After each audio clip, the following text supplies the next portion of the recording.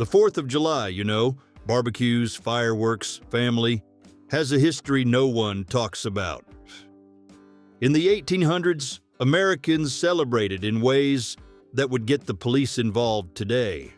Entire towns launched anvils into the air using gunpowder, in a tradition called Anvil firing that killed people. There were organized street fights between rival neighborhoods, and politicians paid for barrels of free whiskey for entire crowds. Number 1. Before fireworks took over the 4th of July, Americans celebrated independence in a way that seems crazy today. They stacked one anvil on top of another, placed black powder in the space between them, and lit it. The top anvil shot between 100 and 300 feet into the air and came crashing back down with a boom that could be heard for miles. It was the official signal that the celebration had begun. The tradition started because ordinary citizens did not have access to military cannons, so they invented their own way to make patriotic noise. For more than a century, it was as common as having a barbecue on the holiday. But in the 1910s, a series of fatal accidents led most states to ban the practice. What few people know is that it never disappeared completely. Oklahoma and Texas still allow anvil shooting under certain conditions. Competitions are still held in those states today, keeping alive an American tradition that is more than 200 years old and that most Americans do not even know ever existed. Number 2, sham battles, mock battles with real guns and gunpowder. Imagine taking your family to watch a reenactment of the Revolutionary War and coming home with a gunshot wound. Yes, that actually happened. Sham battles were events where local militias reenacted battles from the American Revolution using real gunpowder and, in several cases, actual projectiles with reduced charges. The word sham was more of a hope than a fact. In 1883, one of these battles in Boston killed 3 spectators when projectiles veered off their intended path. Shrapnel injuries were so common that almost no one was surprised anymore. And here's the part that really gets you. Sham battles were the most popular 4th of July event in many cities. The real risk of someone getting hurt or killed created genuine tension that drew massive crowds. The practice was not outlawed in most states until sometime between 1905 and 1915 as part of the safe and sane 4th of July movement. Number 3, powder monkeys, children carrying gunpowder for pocket change. You have probably heard about child labor in 19th century factories, but few people know that during 4th of July celebrations, boys between the ages of 8 and 14 had a specific and dangerous job. They were called powder monkeys. Their job was simple: run from the gunpowder storage buildings to the shooters and cannon operators carrying supplies. It paid between 25 and 50 cents a day, which seemed like good money for a child, considering that an adult earned between $1 and $2. The problem is obvious: children running around with gunpowder near fire.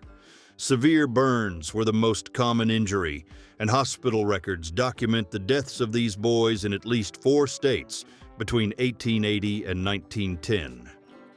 This was exactly the kind of tragedy that fueled the safe and sane 4th of July movement. Reformers used photographs of burned children as a central argument for changing the way the holiday was celebrated. The job only disappeared when the commercial production of professional fireworks replaced amateur displays.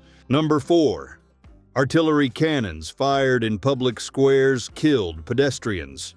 This one will catch you by surprise. For much of the 19th century, several American cities had a custom that seems insane today. On holidays like the 4th of July, local authorities placed real military cannons in public squares and fired celebratory salutes. And we are not talking about fireworks or theatrical charges. These were real gunpowder charges that launched cast iron projectiles If the cannon was even slightly misaligned, those projectiles could travel enormous distances and hit anyone in their path. Boston city records document 3 pedestrians killed during a single holiday salute in 1870. Baltimore recorded 4 people seriously injured in 1884. The same pattern repeated in many different places. It was only when the number of victims became impossible to ignore that cities began banning the practice, one by one, over the following decades. Number 5. Free firing into the air. Every armed citizen fired at the same time at noon. Imagine the scene. It is noon. A cannon fires in the center of town, and then every armed citizen points toward the sky and pulls the trigger at the same time. This really happened in dozens of American cities during the 19th century. It was called a popular salute and was treated as a civic tradition, almost like a community ritual. Everyone took part. Men, women, even teenagers with shotguns. The noise was deafening. Now think about the obvious. Bullets go up and bullets come back down. People were killed by projectiles falling back to the ground. These cases even had their own name, holiday tragedy. And the most surprising part is that no one was held criminally responsible for those deaths. Starting in 1880, larger cities began banning the practice because of the growing number of victims. By around 1920, it had already disappeared from urban areas. But in the rural South, the story was different. Isolated communities kept the custom alive on a smaller scale until the 1950s, when it finally faded into obscurity. Number 6. Imagine leaving your house on a holiday and coming face to face with your mayor being impersonated by a drunk neighbor wearing ridiculous clothes. This actually happened. The so-called Horribles parades began in Boston around the 1820s and worked like this. Ordinary residents dressed up as local politicians, known for being corrupt or incompetent, and marched through the streets while the entire town watched and laughed. It was organized public humiliation. Local newspapers even published lists ahead of time revealing who would be targeted that year. There was no court and no trial. It was the community itself telling you to your face that you were a joke. The tradition spread to several cities across the American Northeast and lasted nearly a century. In the 1920s, political groups began pressuring officials to put an end to the parades, claiming they were disrespectful to authorities. And it worked. The parades gradually faded away until they disappeared completely. The detail no one likes to admit is the real reason why. The tradition was eliminated precisely because it bothered the people who needed to be bothered. Number 7. Mandatory public reading of the declaration by the mayor, with a fine for refusing. This is going to surprise you. For much of American history, hundreds of cities across the country had local laws requiring the mayor or a local judge to read the entire Declaration of Independence out loud on the 4th of July. It wasn't a suggestion, it was a legal requirement. And in some jurisdictions, a mayor who refused to do the reading could be formally fined.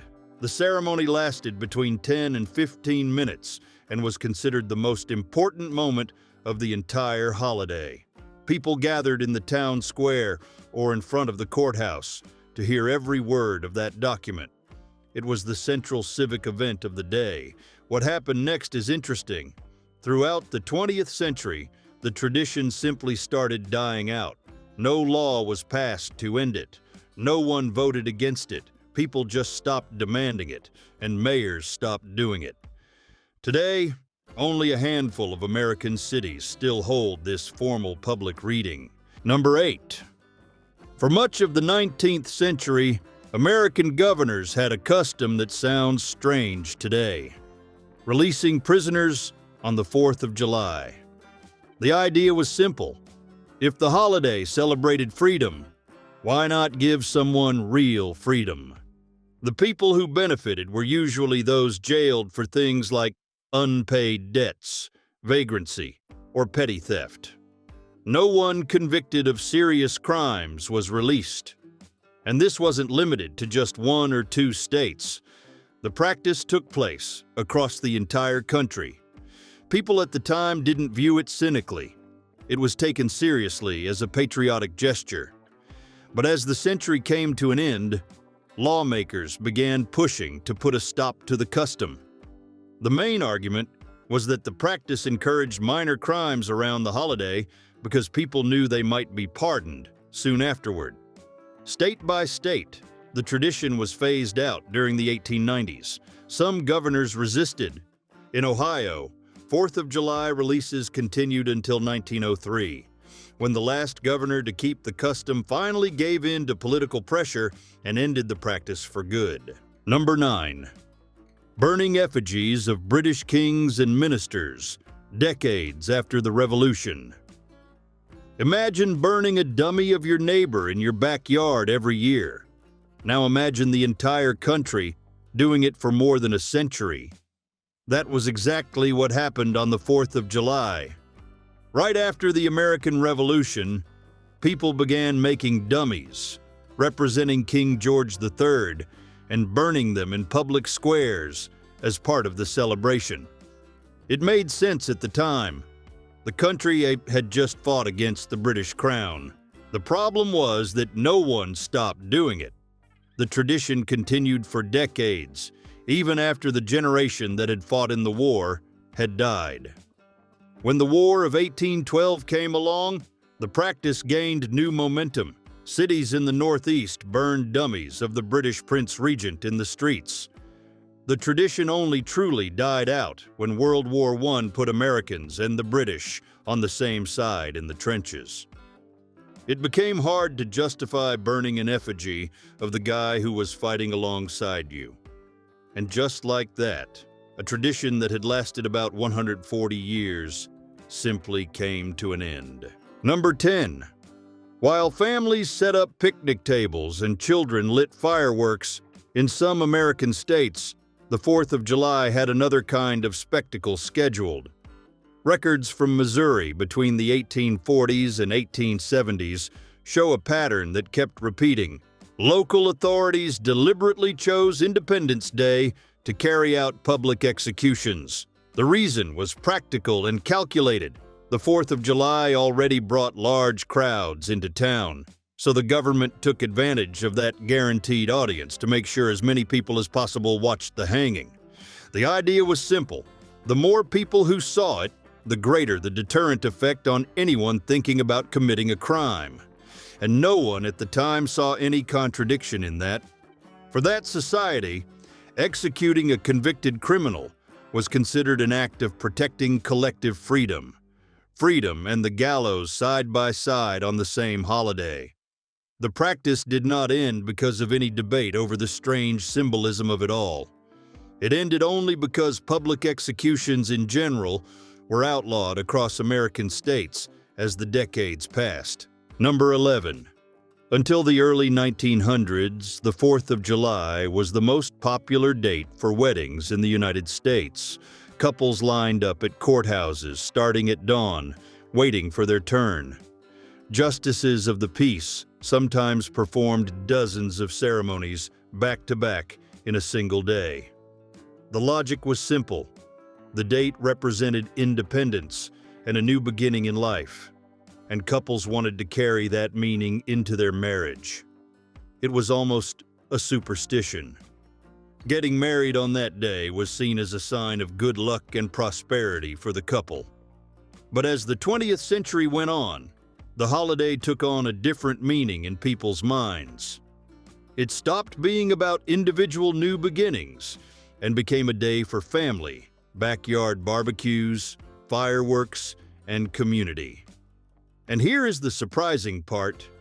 Today, the 4th of July is one of the least popular wedding dates in the entire country. The date that was once considered the luckiest day to get married has become one of the days couples avoid the most. Number 12. Greased pig races, were official events with cash prizes. Imagine showing up at a 4th of July fair in the 1800s, and the main event wasn't fireworks. It was a pig covered in grease being released into an arena while grown men tried to catch the animal with their bare hands. It had an official name, the Greased Pig Contest, and it wasn't some backyard game. Local newspapers advertised the event alongside horse races and shooting competitions. There were paying spectators, grandstands, and cash prizes for whoever managed to hold on to the animal. In many small and medium-sized towns across the United States, this was the highlight of the Independence Day celebration. The pig slipped around, the crowd shouted, and the chaos became legitimate entertainment. The event survived for decades until animal protection organizations began gaining political influence in the 1920s and pushed for it to be banned. The last documented greased pig contest, held as part of an official 4th of July celebration, took place in Iowa in 1934. Number 13. Alcohol endurance contests were sponsored by local governments. It sounds like a joke, but it isn't. In several Midwestern American cities between 1850 and 1890, local governments organized competitions to see who could drink the most for the longest time. This was part of the 4th of July program alongside parades and fireworks. The winner received a trophy, money, and made the local newspaper. He was treated like a hometown hero. The event appeared on the official holiday schedule approved by City Hall. No one saw a problem with it. Alcohol was part of the culture, not a moral issue. Then Prohibition came in 1920 and changed everything. The same government that funded these competitions began arresting anyone who sold a bottle of beer. In less than a generation, civic pride became a federal crime. When Prohibition ended in 1933, no city brought the competitions back. Alcohol had changed categories in people's minds, from entertainment to a problem. Number 14. Ringing every bell in town for 24 hours, required by local law. Imagine living in a town where the law required every church to ring its bells non-stop on the 4th of July. It wasn't an optional tradition. It was a city ordinance with penalties for anyone who failed to comply. Towns created formal schedules with bell ringers, working in shifts to make sure no bell ever went silent.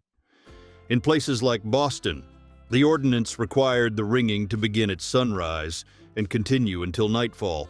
Now imagine a densely packed city with dozens of churches ringing at the same time. The noise was enough to drive anyone crazy. Residents who lived near the towers felt the full impact for hours on end. In the 1880s, doctors began documenting that prolonged exposure to that level of noise caused neurological problems. That was enough for authorities to reconsider the requirement. City by city, the mandate was repealed. The last cities abandoned the practice in the 1920s, ending a tradition that, for decades, no one had dared to question. Number 15. For nearly half a century, the 4th of July wasn't just about barbecues and fireworks. It was Boxing Day. The biggest fights were scheduled for the holiday because everyone had the day off. Arenas were packed and money was flowing. John L. Sullivan, the last champion of the old guard, fought some of his most famous bouts on that day.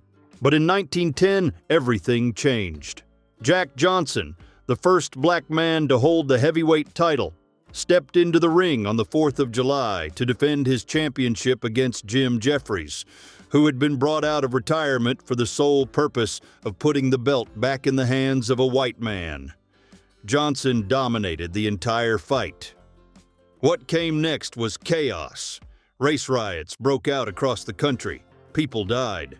And Congress's response wasn't to punish the violence. It was to ban the showing of boxing matches in movie theaters and public venues. The law remained in place for decades. 4th of July boxing didn't end because of the sport. It ended because America couldn't stand seeing a black man win on its holiday. Number 16. On the 4th of July, while white families set off fireworks and raised their glasses to freedom, enslaved people faced one of the hardest days of the year. Someone had to cook the feasts, serve the tables, and clean everything up afterward. Independence for some meant overtime for others. In 1852, Frederick Douglass was invited to give a speech at a holiday celebration in Rochester, New York. He accepted, but on one condition: he would speak on the 5th, not the 4th, on principle. And when he stepped onto the stage, he did not give the patriotic speech the audience expected. He asked directly, "What does the 4th of July mean to the slave?" Douglass said the holiday was a sham as long as 4 million people remained in chains in the same country that celebrated freedom. The audience fell silent. To this day, that speech is considered one of the most important in American history.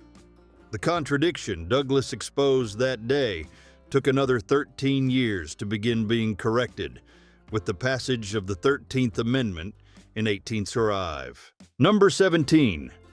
Before electric lighting, fire was the only way to celebrate on a large scale. And on the 4th of July, cities in the American Northeast took that literally. Boston, New York, and Philadelphia had a tradition that sounds insane today. Massive bonfires lit in the middle of major streets. These weren't little campfires. They were piles of wood, barrels, and debris burning right in the middle of urban areas, surrounded by wooden buildings on both sides. Everyone knew it was dangerous, but no one stopped. Then, in 1893, one of those bonfires in Boston went completely out of control. The fire spread from block to block and destroyed 11 entire city blocks before firefighters managed to contain it. 340 buildings were reduced to ashes in a single night. More than 1,200 people lost their homes. Boston banned urban bonfires immediately afterward. New York did the same in 1895 after a similar incident on a smaller scale. It took a catastrophe for the tradition to finally come to an end. Number 18. For decades, major American newspapers like the New York Times kept up a tradition that seems absurd today. From the mid-19th century until around 1905, these newspapers published rankings comparing which American city could make the most noise on the 4th of July. And the remarkable part is that no one treated it like a joke. City governments spent public money on extra cannons, bells, and massive amounts of fireworks just to make it to the top of the list. In 1887, the mayor of Philadelphia even publicly declared that winning the competition was a matter of pride for the city. The contest went on like this for decades without anyone questioning it. But here's the interesting part. No law ever banned the practice. What happened was that the safe and sane Fourth Movement began gaining momentum in the early 20th century, pushing for safer celebrations. The newspapers simply stopped publishing the rankings.